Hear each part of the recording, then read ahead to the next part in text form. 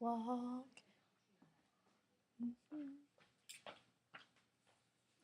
Hi, I'm Sydney Rager, and I'm writing a persuasive speech about how I need to eat breakfast and how eating breakfast is good for you. In the mornings when I'm all ready and I walk downstairs to go to school, all that is waiting for me on the counter is a Mountain Dew and some vitamins, and that's about it. I've never been a huge fan of breakfast. My mom has tried to encourage breakfast, but I really don't like breakfast foods. That's why she pushes vitamins. For example, when I go to Cracker Barrel to eat, to go on road trips, I get like 3 sides: a banana, some bacon, and like smashed corn casserole, and that's the minimum. I don't get like the old timers breakfast or blueberry pancakes or anything like that. So now I'm going to try to convince myself that breakfast is a must next year in college because my mom won't be there to help me. I need to stay healthy, and I'm going to need a lot of energy to juggle the multiple tasks I'm going to be taking on next year. After researching, I found out that it's more important for kids than adults to eat breakfast. Their growing bodies and brains need refueling often.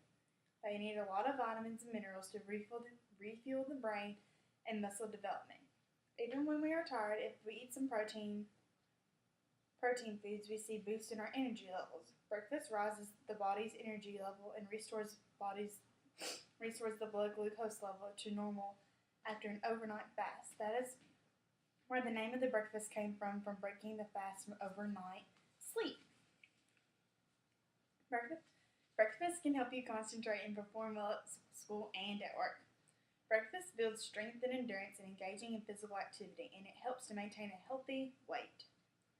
But be careful, a lot of breakfast foods are high in sugar and carbohydrates and can result in a sluggish feeling and gaining weight.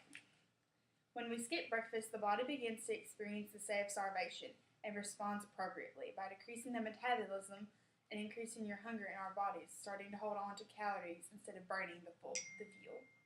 That's why breakfast can jumpstart our bodies and metabolism first thing in the morning and prevent overeating in the day.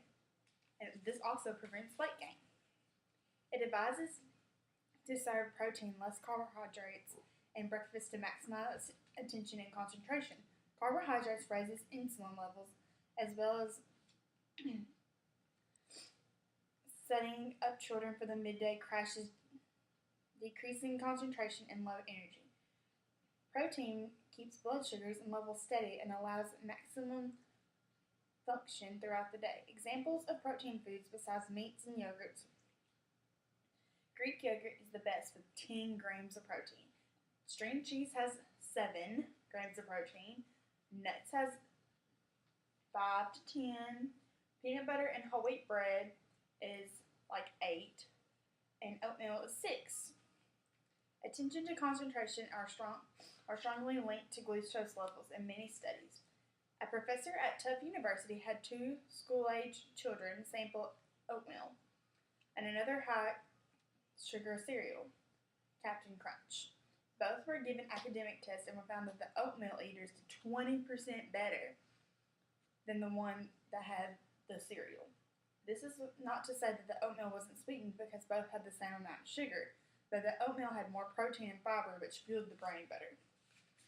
Breakfast helps build muscles and endurance by eating protein foods and complex carbohydrates that are broken down slowly and again keep your blood sugar stable. Increasing fibers work with complex carbohydrates to help muscles and stabilize blood glucose levels. Again, we talk about how important it is to keep the blood sugar level steady and the most beneficial. I find this very interesting. I have decided after reading my many articles and listening to my mom that I'm going to make a pact to myself for next year. I'm going to try to open my mind and my mouth to different foods like such as college-friendly things such as string cheese, yogurt, cottage cheese, oatmeal, peanut butter. And I'm going to try and do that before this summer before I leave so I can get in the good habit before I start my day for next year. Thank you. And the resources that I used for this project are www.webmd.com, www.huffingtonpost.com, and www.health.com.